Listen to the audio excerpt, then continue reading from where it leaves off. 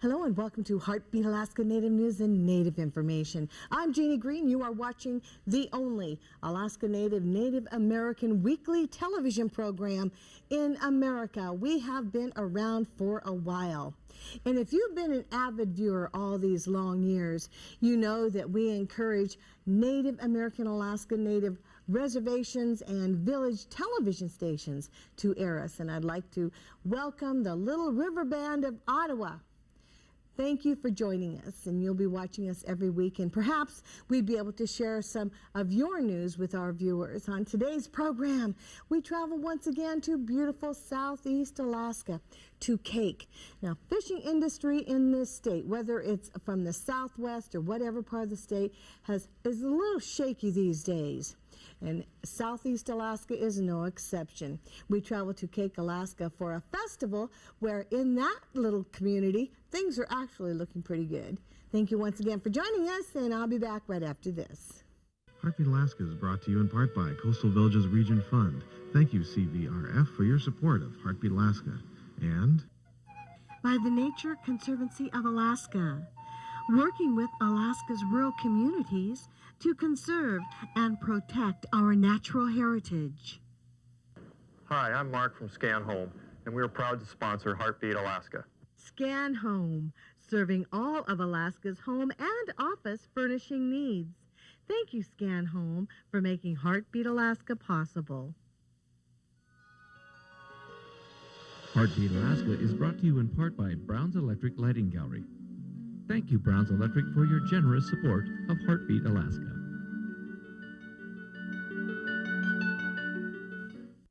Over the years, we here at Heartbeat Alaska are reporting on the fishing industry, and these days things look pretty much bad to worse. In Southeast Alaska, though, the community of Kake, Alaska, has found some reprieve. They're actually doing quite well. They're staying afloat in the salmon-rich waters of Southeast Alaska.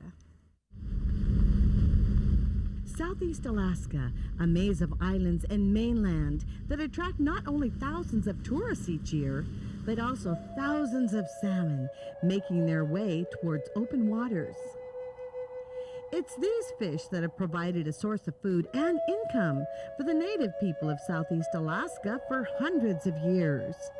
Commercial fishing has been a mainstay for Native Alaskans and coastal communities, a way of life that has been passed down from generation to generation.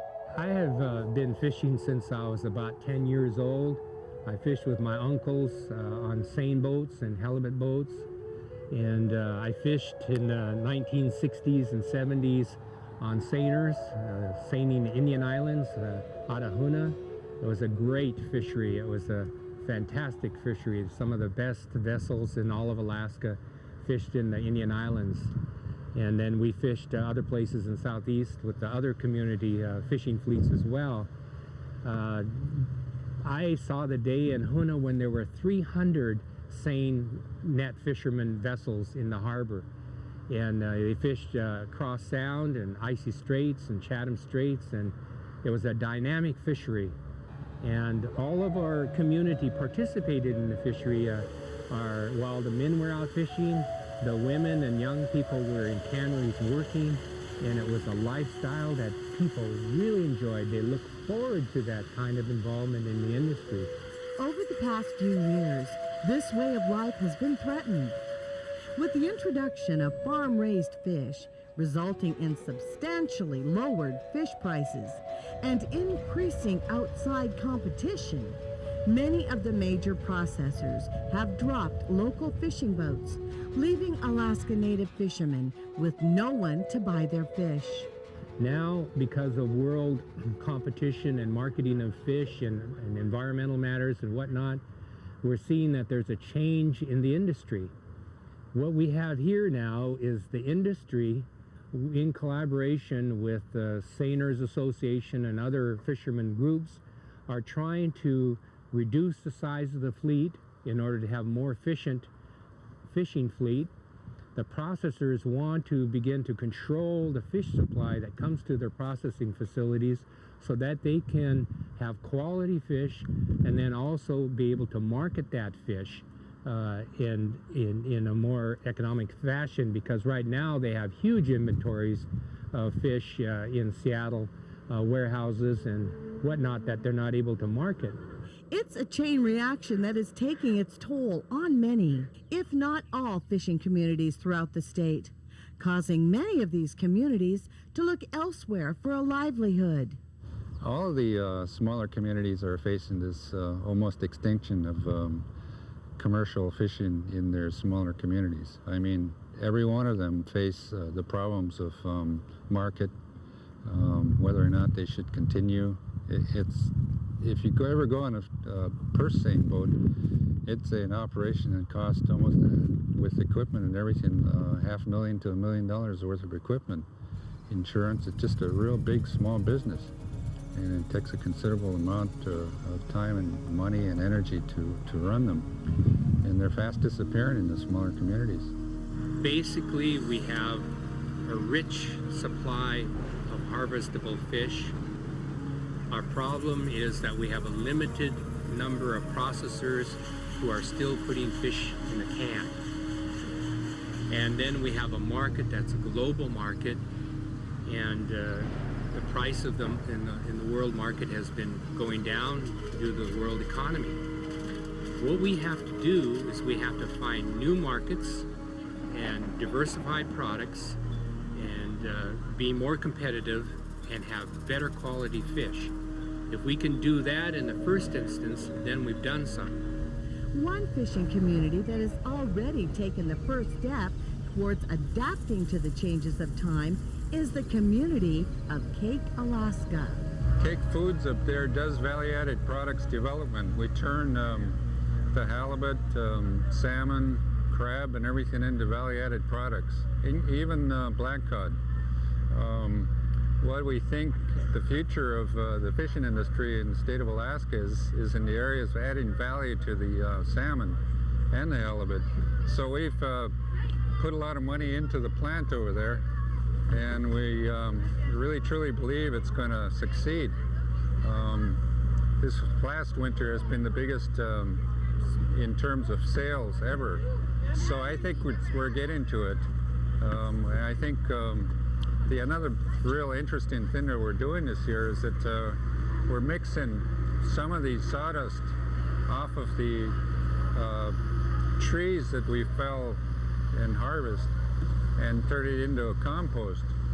And we're selling the compost all over the United States, mixing some of the carcasses of salmon into it. So it's really a good value-added product, and folks all over Alaska are trying to figure out ways in which they can use the carcass much more efficiently, and we found a way. So in Kake, we're always looking for ways to improve the fishing industry, and I think this is probably one of the few small communities and native corporations that have made a commitment to the fishing industry, and we're real proud of it. And the pride shows. Every year, Kake holds their annual Dog Salmon Festival, where they invite communities from all over the state to come to Kake for a day of fun and recreation. There's only 10 minutes before they pull out. Okay. And you gotta find a place to stow your paddles. In Juneau, people filed onto the ferries, heading to Kake for a long-awaited adventure. For a couple of these thrill seekers, it was much more than an adventure. Yep, getting ready to go to the festival over in Kake. I'm the rudderman for the One People Canoe. Also getting married today to Ann Shilton. It's going to be a good day. We're going to win. And after that, when we get married, we're going to win again. Have a good day. The ferry was packed with people, some going to watch the fun and others going to participate. For this group of ladies, it was one last chance to go over their strategy for the festival's main event. Our team's from Juneau, Alaska, and what's bringing us to Kake is the Great Tlingit Canoe Races, which are a part of the Dog Salmon Festival.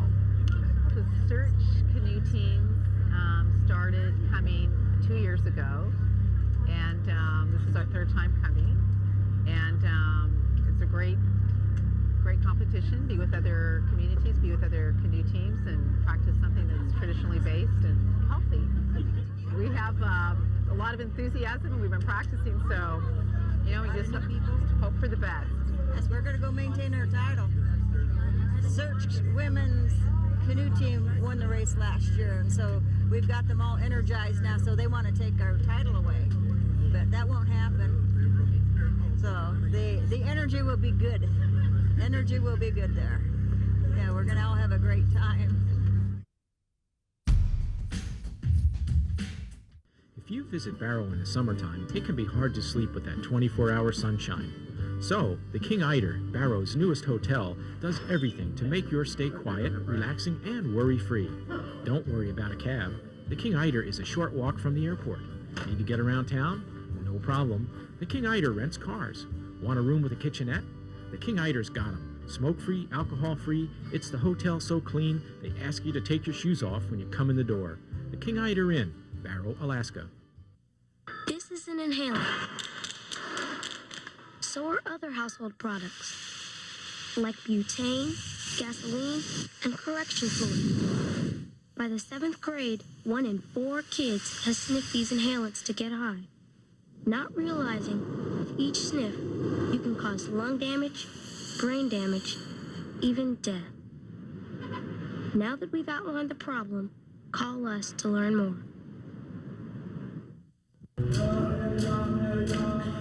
Each week, Heartbeat Alaska brings you great stories from all over the state. And we couldn't do it without the generous support of Frontier Flying Service. Frontier gets our camera crews where they need to go. So whenever you see a Frontier plane, give them a wave. Say hi from Knoxville. You might just be on Heartbeat Alaska. Frontier Flying Service, covering Alaska for over 50 years. Bye, Dad. Bye, Junior. From generation to generation, the passing down of tradition has been the native way. You never eat snow because it'll get you tired. Survival in the Alaska wilderness depends on one's knowledge of ancient native secrets. Nowadays we carry this. Always carry it next to your body. It's water. Purity guaranteed. Aquafina.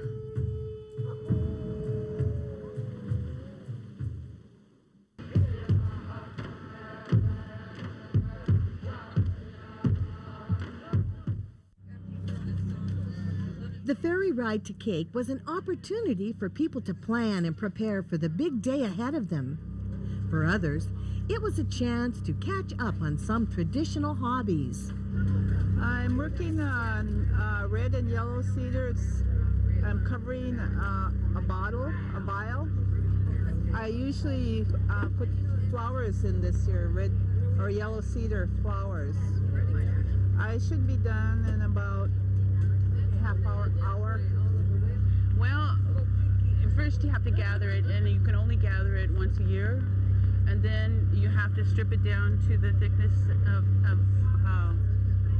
what you're working on, and then the fun begins. Then you weave, then you figure out a pattern that you want to do, and then you could do earrings, bottles, pouches, bracelets. You can do a lot of stuff.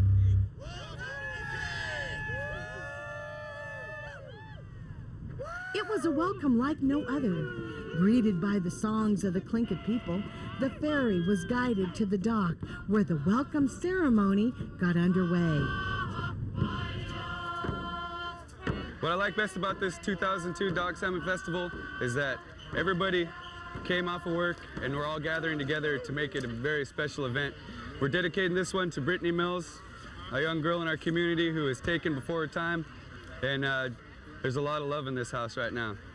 What you got here is the Tlingits of Kake opening up their house to the whole southeast Alaska. We got people from Sitka, Angoon, Juneau, Metlakatla, Ketchikan, they're all here.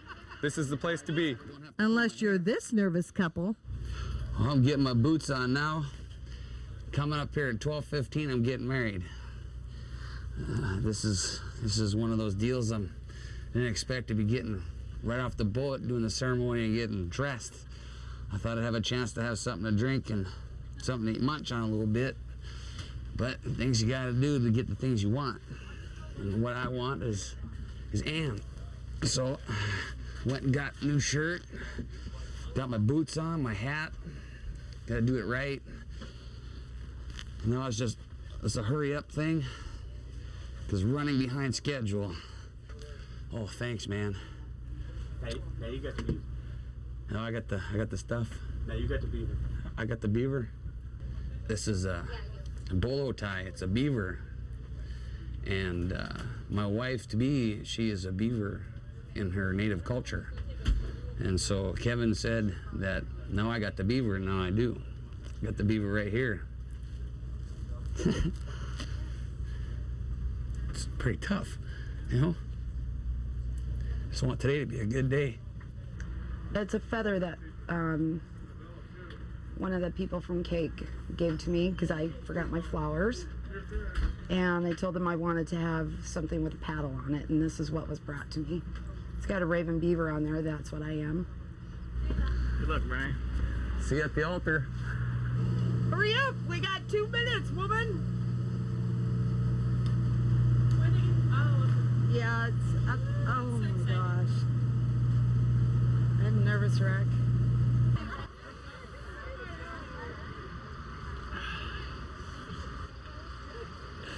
Oh, this is hard.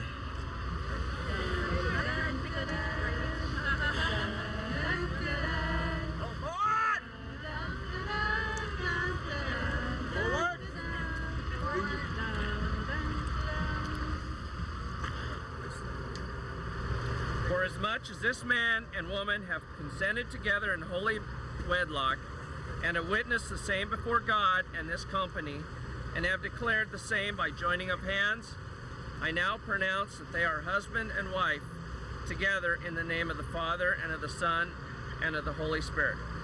Make this the bride.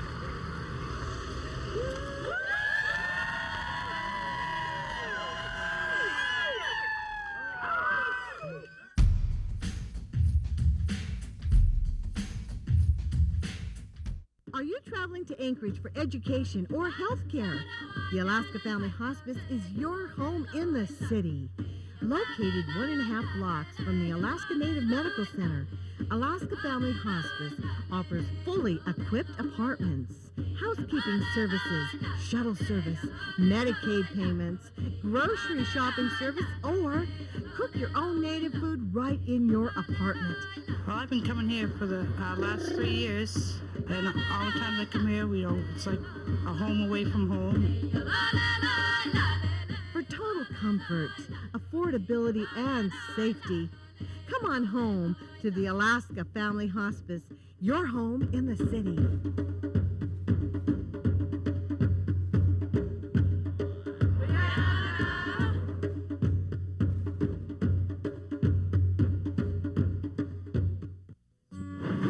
This is Grant Fairbanks.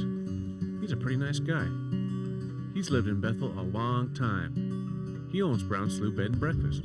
We have two bed and breakfasts, the north building and the south building. We have 4 rooms in each. Whenever we visit Bethel, we stay at Brown Slough, and Grant serves us a great breakfast. Quiet atmosphere, it's homey, it's very clean, it's safe and secure. We'd like to thank Grant and the whole crew at Brown Slough Bed and Breakfast. Heartbeat wishes to thank Hagelin Aviation Services Incorporated for making our stories possible. We travel on Hagelin Aviation, and we thank you for choosing them too. Hagelin Aviation has been serving Alaskans in the bush for over 20 years. We fly Hagelins all the time. Operating with 29 aircraft at 8 stations across Alaska and servicing over 100 destinations daily. Hagelin Aviation, your ticket to ride in rural Alaska. All kids can choose not to start using drugs. But some can't choose to stop. Drugs change what's in their head. They take over their mind. Make them do things that make no sense. You've got to influence your kids' thinking. Before drugs do. Addiction is a brain disease. For information, visit stopdrugaddiction.org or call 1-800-729-6686.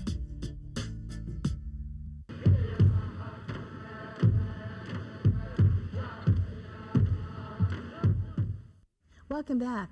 Each year, the community of Kake, Alaska holds their Dog Salmon Festival. It's a wonderful time where friends and relatives gather in that beautiful little community. They come from all over the state and from the lower 48. It's a wonderful time to get together where the locals invite their chums. There was no lack of things to do at this year's Dog Salmon Festival, especially with all of the different events to participate in, like the 50-yard dash.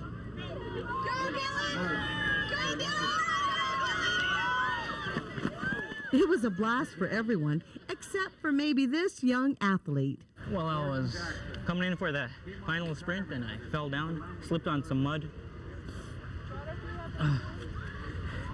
Ouch. And for the risk takers of the group, it was all or nothing in the tote race. That's right, a race against the clock to row from one side to the other in a tote.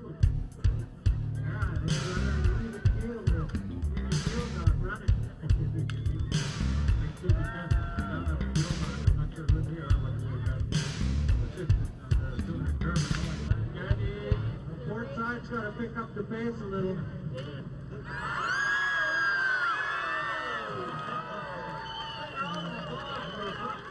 It started off good.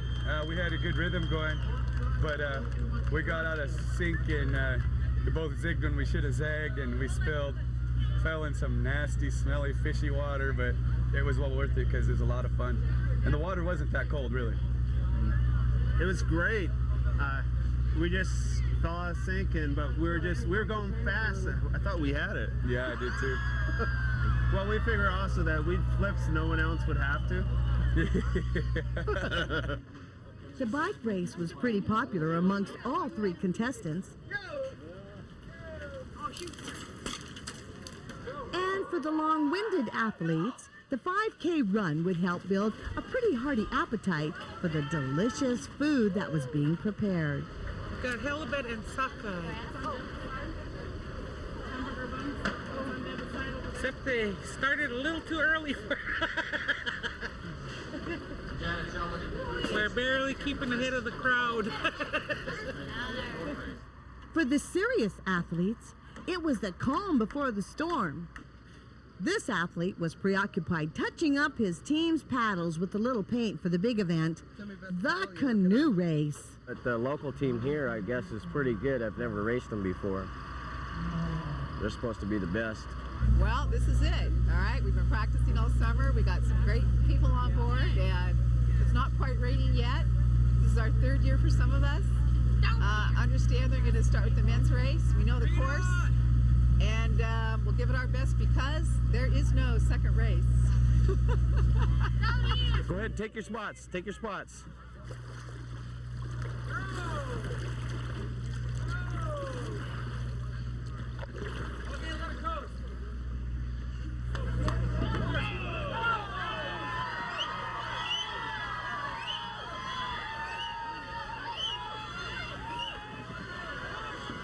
From the word go, it was a tight race, perhaps a little too tight, but it didn't take too long to see that it was going to be a competitive one, with the Renegades and the Warriors teams battling neck and neck with the Cake's men's team for the first place.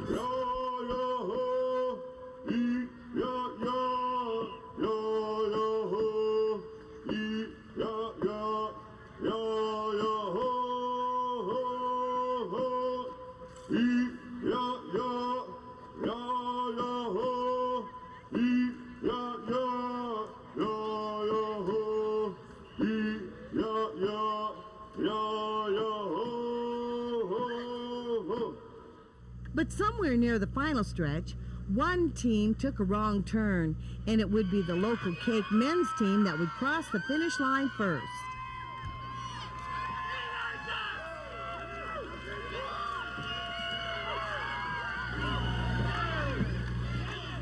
In the long run, it would be the Renegades and the Tlingit Warriors, a mixed team from Juneau, that would be crowned victorious in the men's race, with the Cake's men team misjudging the course markers.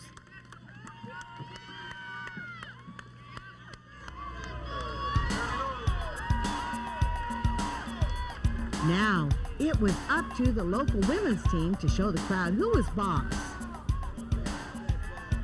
In the end, the One People team from Juneau would take first place in the women's race, with the Kake Fallen Angels coming in second.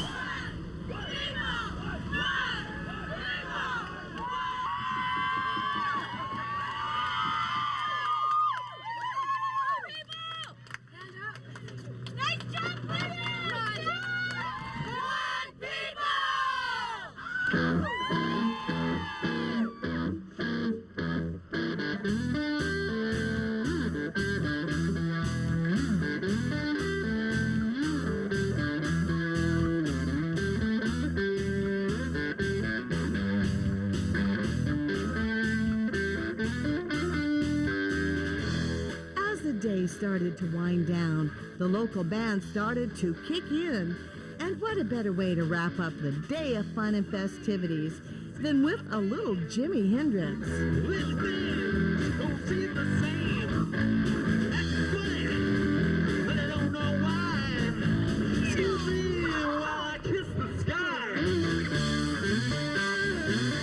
It was a Dog Salmon Festival that would go down in the pages of history. It's times like these when the people of Southeast Alaska come together and stand together. That goes to show no matter how tough times may be, the Native people of Alaska will emerge even stronger. Thank you once again for joining us for Heartbeat Alaska. And thank you, Gordon Jackson and the Kake Tribal Council, for inviting Heartbeat Alaska to Kake, Alaska for the 8th Annual Dog Salmon Festival. Thank you for making this story possible. And once again, hello and welcome. We have a new carrier from Michigan, the Little River Band of Ottawa Indians. So nice to have you with us. Nice to have you with us too. Join us again next week for Heartbeat Alaska. God bless every single one of you.